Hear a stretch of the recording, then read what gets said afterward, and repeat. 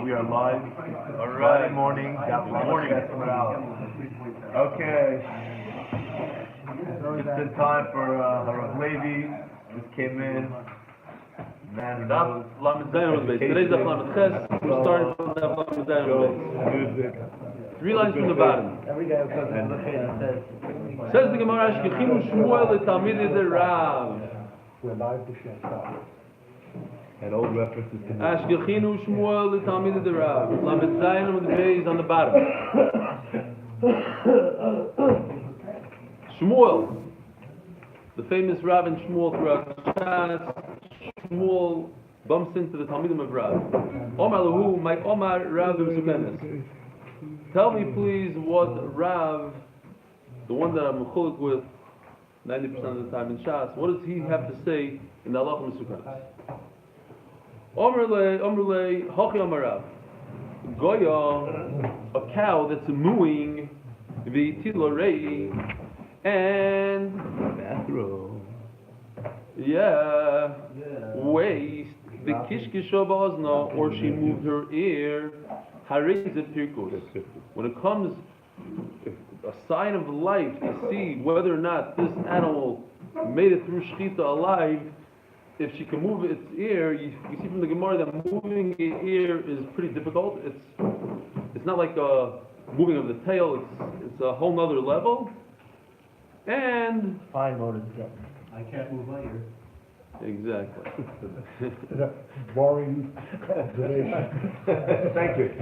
I can't move my tail. You know what? So, But joking Not aside, involuntary. That's what he's saying. joking Right. aside, without getting too graphic, right? Releasing waste is usually a sign after death.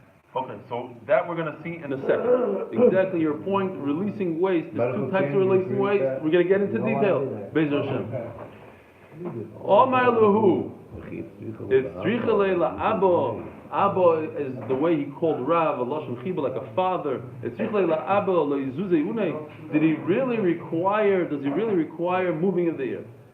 So Tosfos explains here that basically the machlekes Rav and Shmuel is the machlekes we had in the Mishnah between the time Rabbi Gamliel and who was it over there? Rabbi Shimon Gamliel and Chacham. Shimon Gamliel says you have to move your foreleg and your hind leg. You have to move 2, and Chacham say only 1. Or this or this. So Rav is saying that you have to do something extreme, like moving your ear. Shmuel says you don't need that much. I hold like the Chachamim, you could go less, even 1 leg. Shani Oimer, Kol she'ein dvarim she'amisa oisa, as long as it's not something that's caused by death itself, Maiminu, for instance, dvarim she'amisa oisa, Omer Avonon l'didim meforsheli minei demar Shmuel, hoisa yoda kfufa upshotato. That, Rashi says, we're talking about a behema daka. So in a behema daka, if you have a bent foreleg and he straightened it out, that's nothing. That's no sign of life at all. That's just typical death. As an animal dies, it will straighten out its leg. There's no raya that it's alive. Dover shahamisa oisa. Now, since Rashi points out, that's only by behema daka. By behema gasas, we're going to see in the Gemara, straightening out a limb, any limb, even the foreleg, is a sign of life. Just by behema daka, that it's nothing to go like this, and that just happens automatically when it dies. But for a larger animal, it takes strength, and anything that requires muscles and a push, that's a sign of life. Dvarim she'eina misa isa. Dover shamisa oisa pshuto v'chafefa. No. What should we talk? Hold on. Shoot to the No. Oisa yoda kfufa pshato dover shamisa oisa. Pshuto v'chafefa. If it was extended and she bent it, that's dvarim she'ein hamisa oisa. Thank you. So that takes strength. That's something that a dead animal doesn't do. This is a sin that the animal's alive. It says in Gemara Micah Mashma. Tanino, what says in our Mishnah, behema daka shepashta yodav lo yachzira psula. It says before in our Mishnah, 1 line. It says that a behema daka that extended its foreleg, the front leg, v'lo yachzira, did 1 movement from bent to straight. Psula, why she'eino elo hitzas nefesh?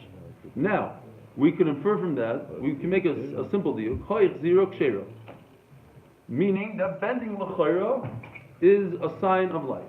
Says the Gemara, since the only thing we could be medayik is that the Mishnah says that if the animal extends its leg, it's no good. Meaning that if it made a second move back to bent position, then it's a sign of life. But all the Mishnah is saying is that there's two moves. There's going from bent to straight and then from straight to bent. Then it's okay. Then it's a sign of life. But how do you know if you just did one out of the two? In other words, from straight to bent, how do you know that that's a sign of life? Again, the Mishnah says from bent to straight is no good, and we want to say, okay, but if you continue doing step number 2, which is straight to bent, then it's okay. Okay, but he started out in a bent position, went to straight, then went from straight to bent. He went back and forth. Okay, that's a sign that he's alive.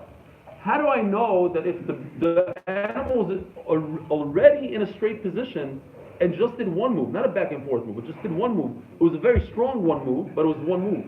It was from straight to bent. How do I know that that's considered alive? That's what Shmuel's coming to me Mechadish. One direction movement's enough. One direction, but only in direction from straight to bent. Yeah. From our Mishnah, we would never know that, because from our Mishnah, I think you need two things. You need bent straight, straight bent, and then that's a sign of life. What? Even the dafke the kaifa uposhta v'hada kaifa, it did two movements. But if it was straight and then bent, that's not enough. Komash malon, that it's enough. That's what Shmuel comes to the My Rosh Hashiva, yeah. Rabbi Ordman, said that when a baby's born, they always come up with a... Yeah, isn't that like a Rashi? But when a person dies, he sends it over. Yeah. So the baby's grabbing on... I think it's a Gemara, actually. And the person dies, let's go... Yeah. Meisvei, Rabbi Yossi Omer, Hoyer Meir Omer, Goya b'shashchita. If a cow makes noises, the moo sound, the famous moo, ain't the pirkus. That's nothing. So that's l'chayra, a problem with what we just said on the top. The first word on this Amud says Goya is considered a sign of life. Rabbi Lezer, Rabbi Yossi Omer Shmoi, Afilu hetila rei, even if it, what had you say? Released waste. Defecate. Released waste is better. Hetila rei, vikishkish is nava, ain't the pirkus. So again, the second word on this Amud says Hetila rei is considered a pirkus, and now we're saying that it's nothing. So kasha goya goya kasha rei rei. So we have a contradiction here. Says the Gemara, no, we have to go deeper. Goya goya loy kasha hodavi kala hodami kala. If it makes a real nice gezunta moo, then it's that's alive. But if there's moo, then it's not so alive. Rei rei. So you want to hear it? Okay, here we go. No, let's go. What vila does a cow say? Musa. All right. Oh, That's a good joke. Rei nameloi kasha. And we don't have a good kasha on the release of waste. Why? Kam b'shoiseses, kam b'matrezes. As you were saying before, people that die, things that die, they usually release waste. But that's not because they are alive, it's because they're dead. It's basically the relaxation of the muscles. Involuntary. Involuntary. So how does it come out? It just comes out. But if it comes out with force, that's a sign of life. That's muscles, that's a push, that's a sign of life. So there's a big nafkamina, says the Gemara. projectile. You have to be medayik how it came out. The phrase. Right. I think you should go on a field trip and bring us back to You see, he's with little kids. Oh, I don't know. It's like the humor that he enjoys. He's English. You English? The kishkisham is not in the. I guess there's no real way to tell, but kishkisham, like There's no hard and the coil is low and high. So why does the Gemara have to do the stira? Right? The Gemara, when you're saying the whole stira, the Gemara even doesn't address the stira. I thought it was the thing. I mean, kasha goy, kasha this. I don't know. Perfect. It's a good kasha. I don't know. The spray radius. That's what you're gonna be doing. That's the homework. No, you have homework. You should see my homework, my friend. I've been working 2 hours for you last night. Omer of Chizda. You didn't even hear him. I did. I made him pictures for. Yeah, of course. I'm not going to leave him dry. I got it all. It's all done already. He's charting a course for you. It's unbelievable. Omer of Chizda. Pirku Sha'amru B'soif Shchita. Okay. Comes Rav Chizda along and says, okay, so now we know what Pirkus looks like. How it's done. It's done with Goya, it's done with the ray, it's done with the tail. But at what point of the animal's life is it done? Says Rav Chizda, B'soif Shchita. But my B'soif Shchita, before we go any further, we have to explain what this means, we have to clarify. What's at the end of Shchita? Be'emtza Shchita. La Fuke Tchila Shchita Deloy. That what? That in order to show signs of life, there's no raya if the animal does some sort of sound at the beginning of shechita. There's no sign that it's alive. That could be right before it was shechted in the beginning. We need to see that it had a sign of life throughout the shechita, even the end of shechita. And by it having in the middle of the shechita a sign of life, that's enough to show us that it was alive. It had enough life in it to pass the shechita. How do I see this? The Snan, it says in our Mishnah, that a smaller animal, a sheep, a goat, who extended its hand and didn't pull it back, it's not enough, it's possible, emas. When did this happen? Now, if it happened at the end of Shechita, in other words, at the end, what, you found the terrace to what you're saying? Menachem, is the terrace over there? Okay. Now, if it means that it happened when Shechita was finished, what? We need the animal to live that much longer after Shechita. It needs to extend its hand and pull its hand back. That doesn't make any sense. There's no reason for us to assume that an animal has to live after Shechita. Elalav, ben Shechita. So Melo comes Rav Chizda and says, my right is that it has to be in the middle of the Shechita, not after Shechita. Okay. Maybe, really, you need pirkus, you need signs when it's done, after it's done.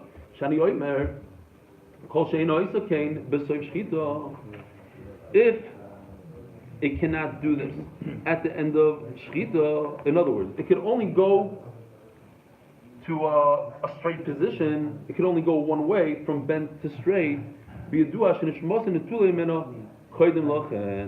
The reason I need to go back and forth is because if it could only go in one direction, then we don't have a raya that it's alive. Rav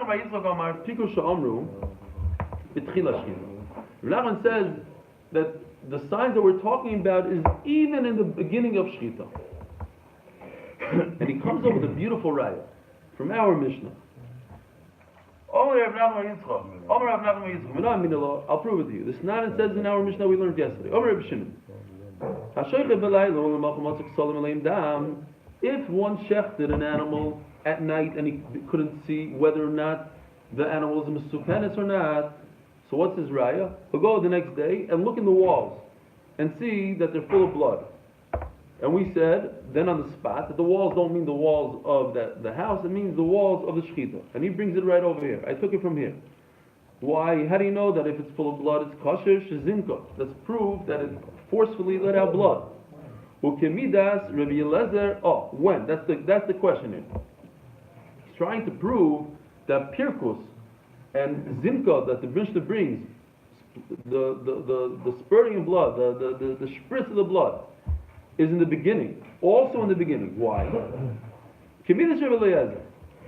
Rabbi Eliezer is the one that says that if blood comes out forcefully, that's a raya that the animal is alive. V'amar Shmuel, chasle be'shchita shoninu. That we're only referring to the walls of the be'shchita, not the walls of the house. Now, Rashi points out and says beautifully, the reason why Rav Nachman brings this Shmuel to explain what walls we're talking about, why is it so important for his raya? Because if we are talking about the walls of the house, then it's very simple to see the next morning when the animal sprayed out its blood. Because if the blood is on the wall, on the top part of the wall, then I know the animal sprayed it out all the way in the beginning of the shkita. And if the blood is in the middle of the wall, then it's in the middle of the shkita. If it's on the bottom of the wall, then it just came out naturally. Comes Reb Nachman and says, look, Shmuel says that we don't look at the wall of the house. We look at the wall of the neck. The wall of the neck, there's no way in the next morning to see how the blood came out. Right? Exactly. It could have dripped out slowly. So I have no indication from the neck how the blood came out or when the blood came out. As long as there's blood. Fine. But akalpanim, that's good for the raya. How's the next morning a raya? I look at this animal and I look and I see, oh, it has blood all over its neck. Maybe that blood came all the way at the beginning of the shkita. Oh, maybe they come out in the beginning of the shkita. And beginning of the shkita is good. That's his raya. Again, we're trying to decide here. We're trying to understand, when does an animal move? When does an animal move its tail? When does an animal spray its blood? Each shita, whatever the shita is. But that's called pirkus. That's a sign of life. Is it all the way in the beginning of the shkita, or all the way at the end of shkita, or after shkita? I'll prove to you that in the beginning of shkita, says Renachman. Because if I could bring a raya from the next morning, and the blood is all over the animal's neck, the next morning I don't know if it was the beginning of the shkita, the next. There's no video. All I see is blood. Did it happen in the beginning of shkita, or did it happen at the end of shkita? Perhaps it happened in the beginning of shkita, and it's still a raya that it was pirkus. So you see that the beginning of shkita is enough. And that's why he sticks in, says Rashi, that it's the walls of the neck and not the walls of the house. Because the walls of the house, I would still be able to bring a raya the next morning, whether it's the beginning of the shkita or the end of the shkita, depending on how high the blood is on the wall. And here he sticks it in. It's referring to the walls of the neck. It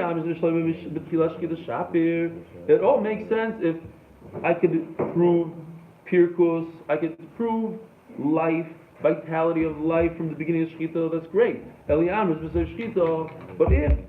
you have to prove it from all the way at the end of shkita, how could I prove from looking at the neck of the animal that it has blood on the neck, that happened at the end of the shkita? Maybe it happened in the beginning of shkita, and the animal shouldn't be kosher. What do you bring me a raya from spraying of blood to what we're talking about mooing? Maybe spraying of blood is a stronger indication, and even if it happened at the beginning of the shkita, then everybody would admit that's considered pirkus. Mashenki mooing and moving of the tail has to happen at the end of shkita. Maybe blood is a much stronger indicator. So the Gemara makes places to say that blood is stronger than anything else. It's the opposite. Because blood comes out without the animal wanting to. It just comes spraying out. But the moon sound, the animal has to... Well, the Gemara says it comes spraying out because of the life. Because there's the heart to do with the animal. When the animal moves, the animal's making the decision to move. The animal's making the decision to flip the tail. He's doing it. The blood but it was comes bad. out by If itself. the animal died a moment before shkita, no. The Gemara is saying, time out. The Gemara is saying if the animal died a moment before shkita, the blood won't come out forcefully. It'll just come out. That's what the Gemara is saying. It has no blood pressure. It has nothing. It's like you cut open a barrel. How does it come? Does it come out forcefully? Over here it's coming out forcefully because it has blood pressure. It has a heart beating. It has something going on. You shake up the blood. Okay. Don't try that at home. Says the Gemara, but maybe they to say that blood is a stronger indicator than the other siman that we had. But it's not. Reb Lezer Omer, daya im zimka. The lashon dai means it's enough, meaning it's a schwacher siman, not a stronger siman. So the Gemara still not a right. Maybe what he meant to say, calm the Reb Gamliel, vadim from the Rabbanon, because Reb Eliezer is smack in the middle of the Mishnah between Reb Gamliel and Rabbanon. Reb Gamliel is the one that says you need two indications. You need a yad and a regel. Chacham are the one that say you need one or the other. And Reb Eliezer is the sandwich in the middle. He says it's enough to have blood. So meaning it's enough. It's less than Reb Gamliel, but more than Chacham. Omer Ravina, Omerli Sama Bar Chilkai. So Sama Bar Chilkai told me, Akshiba Avua Debar Abuvram. Listen to this name. the father of the son of Aburam. In other words, who's the father of the son of Aburam? He himself, Aburam. He's the father. His name was Aburam. He's the father of the son of Aburam. Says Rashi because nobody knew who Aburam was. Everybody knew Bar Aburam. The son was the main guy. So they call him the father of the son of Aburam. V'amila chud Aburam. U'miderabbanan miyadiv is spraying of blood more of a siman than a hand or a foot, but not. V'chachamim oimrim ad sheteparkes oy beyad beregel. Now ad is a lashon of chumrah. Rabbana hey kaimi. What are they talking about? Ilema ad Rabbi Gamliel. If they're talking on Rabbi Gamliel who says you need a hand and a foot, kivin shepikos mibayle, it's less. They're saying Rabbi Gamliel says I need a hand and a foot. Chacham say no. All you need is one hand or one foot. I don't need two. Elab Shita ad Rabbi Lezer. Rabbi Lezer is the one that says you need blood as a sign, and they're saying ad, you need the odif, my ad. Ad means more. Rabbi Lezer says you need blood. Now, if blood is considered more of a siman than a hand, then the lashon ad is no good. Ad means no, blood is not enough. I need at least a hand. At least means more. Rabbi Lezer is number 2 in the Mishnah. First come Chacham and say you need what's pirkos? What's a sign of life? One hand, one foot. You need two things. Comes Rabbi Lezer says no, I need blood. Okay. The Chacham say, what do you need? One hand. Now what is one hand? Less than blood or more than blood? If it's less than blood, then what does ad mean? The word ad is no good. Ad means I need blood is not enough. I need ad a foot. I need more than blood. So meaning 1 foot is more of a siman than blood. So what are you telling me that blood is more of a siman than a foot? Maybe it's not so when you represent. The word ad is no good. That's the point of the Gemara is the word ad. It means blood and the foot, rather than feet. No, that for sure is not the pshat. To say you need both, no. It means I need something as strong as a foot. Maybe The indication has to be a foot. maybe they only are deal, not a Chachamim are saying, but ad is a lotion of chumrah. It still doesn't work. It's still 1 foot cannot be more chumrah than 2 feet. 1 foot can be more chumrah than blood. It's not enough what you said. I need even more. If it's like you're saying, then it shouldn't say ad b'chlal. Then of course it shouldn't say ad. Rav Amar. Pirkus sha'amru b'soif shkita. So Rav ignores everything we just proved. He says no. Pirkus means all the way after shkita. Amar Rava.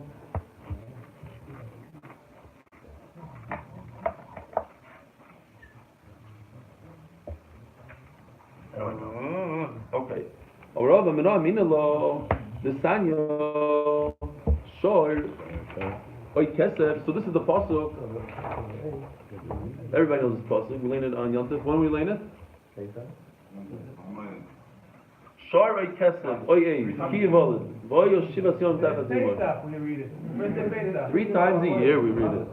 No, first day Shabbos. First day Chalamoid. When do we read it? First day Chalamoid. Only Thursday Chalamoid. That's it. And Sukkot also, and Emor. Oh, It's first day Chalamoid Pesach. 3 times a year at least. Fine. There's 5 limudim here. They're all gishmak limudim. The reason why this isn't red is, first of all, we're going to be talking about it a lot. But I couldn't do red after red, so I had to do it a little different. It's the same. There are 5 limudim here. What's the first limud? Basically, the pasuk is telling us that this is what you can bring as a carbon. These are the essential ingredients of a carbon. Shar, oy kesef, a sheep, oyez, kiyavolet. It has to be born. This is the famous kiyavolet. It has to be born and not cesarean. V'hoyo shivas yom. It has to be at least 7 days old before you shecht it. Tachasimoy. It can't be an orphan. So says the Gemara. Oy kesef prat liklayim. What do I learn from a sheep? It can't be offspring of a combination of a mother sheep and a father goat. Oy a's or a goat. What does that mean? Prat linizman. Over here, the parents are 100%. They never had offspring that's a little weird looking. It looks like a goat. It looks like a sheep. But the parents are both goats. Check the mailman. Looks like a sheep. Yeah, you have to check. The male goat. It looks like a sheep, it walks like a Male goat. sheep, and DNA of a sheep. it makes sounds like a sheep. It's goat. hustle for a carbon. Pratla nidma. It's ki'ilu. Ki yivaled. Here's the key. We got to remember this word. Ki yivaled. Pratla yotzedoikin. What does ki yivaled tell us? That this animal has to be born naturally. Anytime you remove the animal from its mother unnaturally, if you have to open the stomach, not natural. If it's born a second after the animal dies, even naturally, so to speak, if you pulled it out, it's not natural. It has to be pushed out naturally from the mother. Okay. Shivas yomim, prat l'mechuzizman. The animal has to be at least 7 days old. Tachasimoy. It has to be under its mother. Prat liyosoy. It has to be under its mother for 1 second, not for 7 days. For 1 second. In other words, the mother has to be alive while the animal is alive in this world. If it's an orphan, we cannot bring it as a carcass. Says Rava. How do we say that? Like taking it out by C-section. Those live. Oh, what do you mean? There's there's a mother that's alive by C-section. The mother doesn't die. Taking it by C-section. It could be, the mother could be alive, the mother could be dead. In a case where the mother dies by C-section also. The cow died. They reached inside. The animal was coming out. It was the middle of coming out normally. The mother died during childbirth. And then they grabbed its head and they yanked it out. There's no C-section. The animal never had a mother. The mother died before its birth, but it wasn't a C-section. It's used like that, the whale. The whale died, and they cut off the whale and Whoever wants to see, I have a video of a Ben Pakua. It's more nageh to us. But I'm not putting it on the group because people are sensitive to that. But that's what I was saying yesterday. The cow looked 3/4 dead. It was a Misukanes. I don't know, maybe all cows look like that when they give birth. Although I did see cows giving birth. They have a place in Chicago where they have thousands of cows, and whenever you go, there's a cow giving birth. They have a special room, you see a cow giving birth. It did not look like that. This cow looked completely out of it, and the shaykhtim in gate said, these are from people, took it, and that's what I said, there's no box. Usually you have to be careful. You can't stand next to the cow when you're shepherding it. It'll move its head, it'll kill a person. This was a Misukanes. This is the whole thing we were looking. It looked like it was Misukanes. It looked like it was on its last breath. And they said, kois, kois, shech, shech. They didn't say it, but that's what they meant. And they took a knife and then you see some guy going and ripping the stomach open and pulled out 2 babies. They were twins. That's a Ben Pakua. What? That's what it was on. Yeah, what exactly? Twins giving birth. That's what I'm saying. I think they don't give birth like that. This was lying on its side, like completely out of it. Grabbed its neck and didn't care. It didn't. And then just went like this.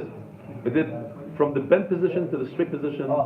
So that's good for Behema Gasa. That's enough, and then we're good. You can send a video now. Yeah, no, send a video. I should send the video. I'll send the video, but don't open it up. If you're Nachman Seltzer or people that are sensitive, they'll Don't no worry. He doesn't have it. I know. No, some people. Who was it? No, to death, to shchitas and stuff like that. It's not you, not Nachman Seltzer. So it's Noam. It was Noam. It was in this direction. Sorry, it was right over here. I was looking over here. Fine. Send whatever you want. Okay. You won't see it anyways. It's on WhatsApp. Exactly. Send whatever you want. Says the Gemara. And if the Nachman will make a story out of it. Hi, Yosem Echidami. Now here's Rav's right. We're talking about the beginning of Shechita or the end of Shechita. This is a tough raya, Rabbi, so we have to put our heads here together. Hi, Yosem Echidami. If the mother gave birth to this animal and then she died, what? The Torah says it can't be an orphan. How long can it be an orphan? Right? Like that 80-year-old guy says, "I'm a Yosem." Obviously, we don't expect the mother to live forever when you're shefting this carbon. So, if the mother is really alive way past the birth, that can't be. Elo de Mesa v'hada yilute. So it has to be that she died during childbirth and the birth happened right afterwards. That can't be either. Miki yival. That's Judah's question. That's already in the ki yivale. Why? Because anything that's born after death, even it looks natural, but it's not natural because the animal didn't push it out. It wasn't from the animal. You needed human intervention, whatever it is. It's not considered ki yivale. It's not considered born naturally. That's already cesarean.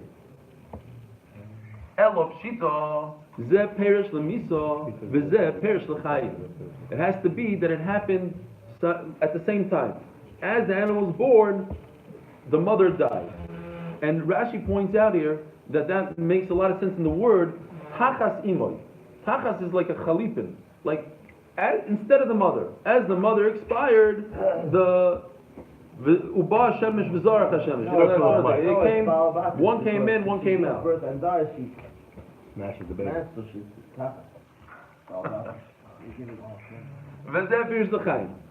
Now, here comes Rav Israel. If you're telling me that when the Torah says it has to be alive, it has to be alive at the end, it has to show signs of life at the end, that makes sense. That's why I need a special pasuk tachasimoy to be made. Why? Because I wouldn't be able to learn out ki vale.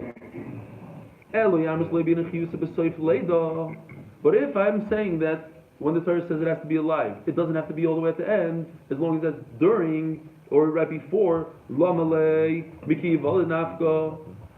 I don't need a special pasuk to say that I can learn it out from ki vale. Because ki vale, when did ki vale happen? A moment before the birth, before death. She gave birth, and then she died. So then it's considered.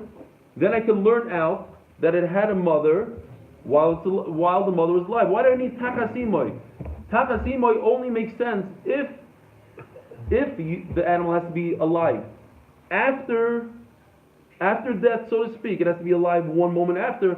Then I need a special pasuk takasimoy. But if life is a moment before, that's already excluded from ki yivale. Ki yivale says that when it's born, it has to have a mother, and it didn't have a mother. So Mela, I don't need a special pasuk takasimoy. Takasimoy only comes to say that the moment afterwards, one split moment after birth, it still needs to be alive. Because one moment before is already excluding ki yivale. And the Mela what? So, Benugiat our sugya, this is a tough thing to understand.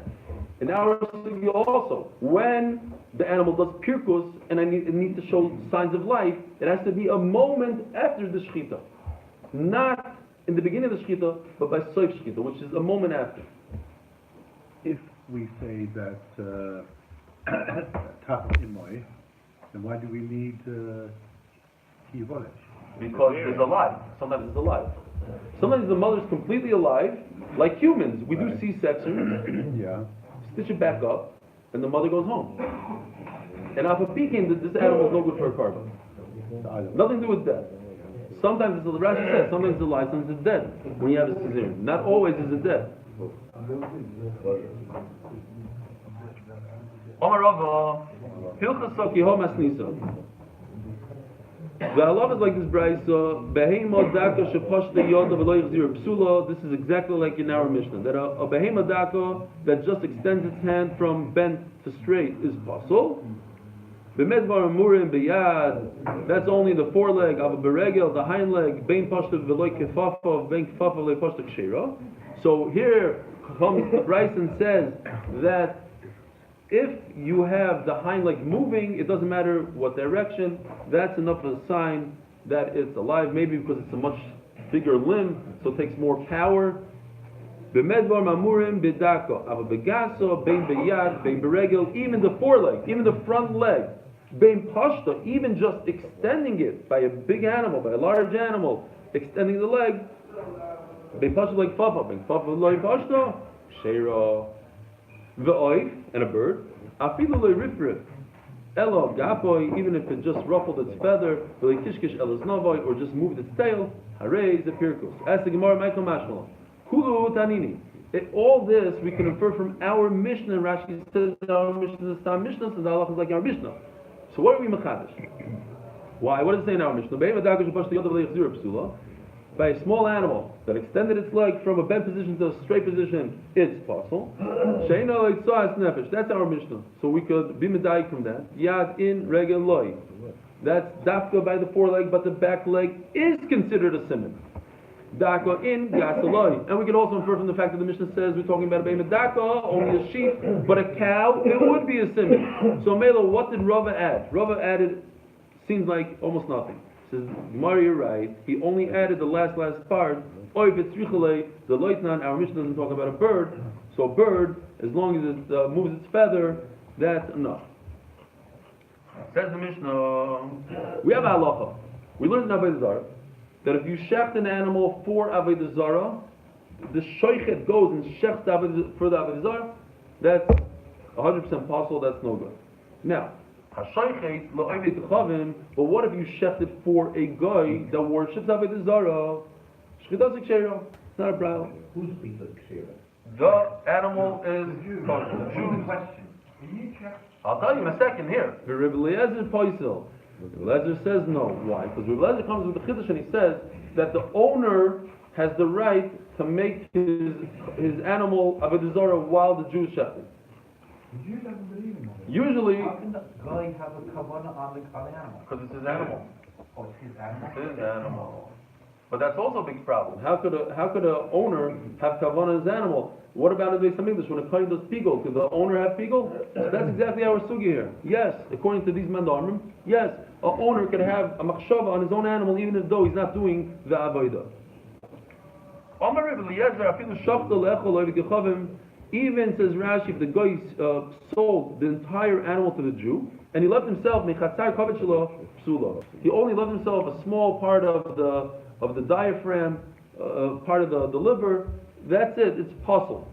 Why? I have to assume. What is that? What kind of food? What's the diaphragm? No. Dirt steak. What is that? I said tongue. Dirt steak is made from that. What? You like dirt steak, right? It's not. No way.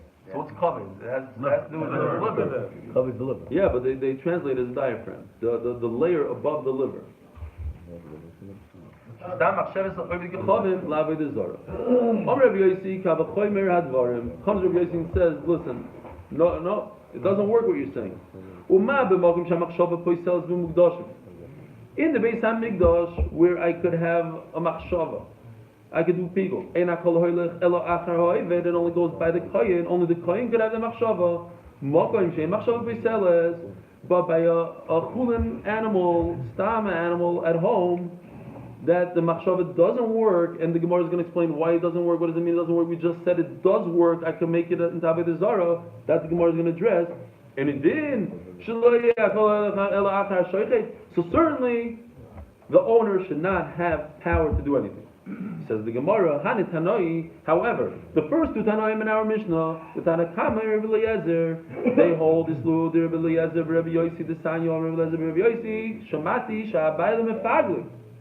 They obviously have to hold that the owners do have power over this animal, and they can make pigul even though they're not the kohen.